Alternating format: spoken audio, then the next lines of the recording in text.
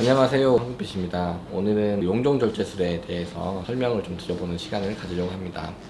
용종은 크게 납작하게 붙어있냐 장벽에, 그리고 목이 달랑달랑 매달려 있냐의 차이로 좀 구분할 수가 있거든요. 최근에 경험했던 케이스 중에 납작했던 용종 제거한 케이스, 환자분들한테 잘 보여줄 수 있기 위해서 사진도 여러 장 좀 찍었고 잘 나온 케이스가 있어가지고 한 장을 좀 보여주면서 소개해 드리려고 합니다.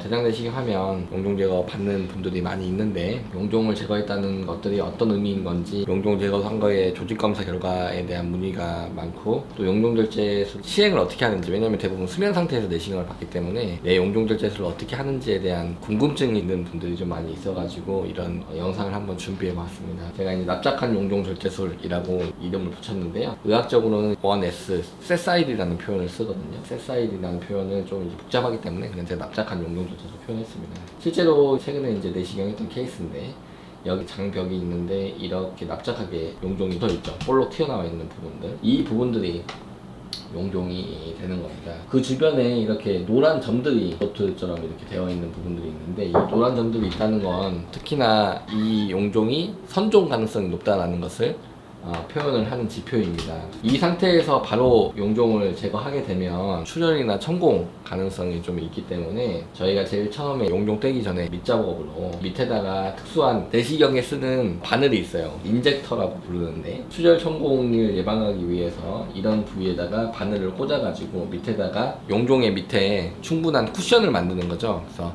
거기에 이제 지혈할 수 있는 부분도 들어가고 색깔도 조금 표시를 할 수 있게 염색약이 들어갑니다. 그래서 용종의 범위라든지 이런 걸 좀 파악하고 출혈이나 천공을 예방할 수 있기 위해서 저희가 인젝션하는 도구를 사용해서 인젝션을 시행을 한 소견입니다. 밑에 충분한 용액이 들어갔기 때문에, 수선 용액이 들어갔기 때문에 용종이 이렇게 붕 떠오르게 되죠. 그러면 이제 경계를 좀 명확하게 찾을 수가 있죠. 이 부분들이 경계가 아마 될 겁니다. 그리고 그 주변에 노란색 점들은 여전히 보이는 거고요. 그래서 아까 말씀드렸다시피 이 노란 점들은 선종이 가능성이 높겠구나 생각할 수 있는 지표라고 생각할 수 있습니다.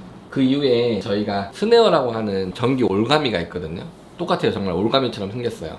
이렇게 해서 쭉 펴면 이렇게 동그랗게 올가미처럼 생겼는데, 그 올가미를 이 경계에 맞춰서 잘 걸어서 꼭 묶어주는 거죠. 묶어주면 이런 식으로 됩니다. 이게 경계가 잘 잡혔고요. 묶인 상태인 거고, 여기서 이제 전기를 통하게 됩니다. 인터넷이나 의학 드라마 보면 보비라고 달라고 하죠. 보비가 일종의 전기 칼이에요. 전기 칼. 실제로 이 올가미도 대부분 이제 철사로 되어 있기 때문에 거기에 전기를 통전을 시킬 수 있습니다. 그래서 전기가 통전돼서 용종을 깨끗하게 잘라내는 것이죠. 잘라내면 잘라낸 표면이 이렇게 남게 되고, 이런 하얀 점들은 우리가 전기를 통했기 때문에 약간의 화상을 입은 자국이고요. 깨끗하게 용종 제거가 된 부분이고, 이 용종 뗀 부분을 조직검사를 보내는 겁니다. 그래서 이 환자는 조직검사 했던 것이 예상대로 선종으로 나왔고요. 제거가 깨끗하게 됐어요. 현미경학적으로도 충분한 안전 범위를 가지고 제거가 잘 된 부분이어서 주기적으로 내시경 수족 관찰하면서 좀 보기로 했습니다. 납작한 용종 제거술은 밑에다가 특수한 용액을 잘 넣어가지고 올가미를 잘 걸어서 제거하는 게 가장 중요하고, 이런 용종들 제거를 해서 만약에 선종이라고 하면 이런 용종을 제거하는 것이 대장암을 예방할 수 있는 방법이 되겠습니다. 감사합니다.